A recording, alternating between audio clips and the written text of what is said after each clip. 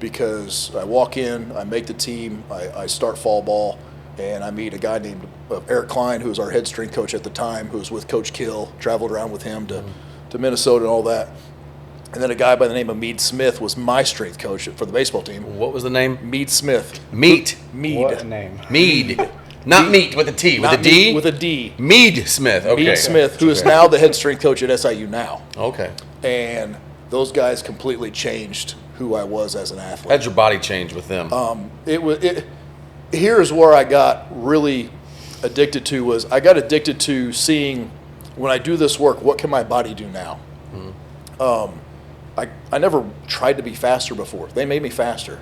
I never tried to jump higher before. They made me jump higher. I never really lifted weights or tracked weights or did the things that they did, but it just kept growing, and I kept growing, and what I was able to do just kept expanding. I went from being a kid in high school who could throw 84 to 85 and maybe 86 when I was in junior college to throwing 90, 91, 92 now at the Division I level. And I went from a guy who never had an offer in baseball to my last 2 years at SIU, because I got to play 3 since I didn't play my sophomore year at Ren Lake, to being on a Division I scholarship for 2 years. Wow, that's awesome. And so Perseverance. so there's a lot of things that played into that, and my journey is a lot different than some of these journeys that these kids have now, where they're just coming right out, because I had to earn every single step along the way. And I think by me having that journey is why I've been able to have success as a coach and all that, because that's the process I'm trying to teach these kids. It's not just to show up and things are handed to you. It's you got to work from day one and keep working.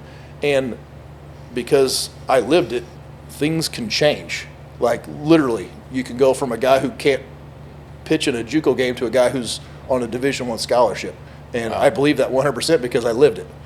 And I owe all that credit to those two guys who got with me, worked with me, and were able to basically take who I was as an athlete and just expand it, and to see and it's amazing what can happen when you do those things.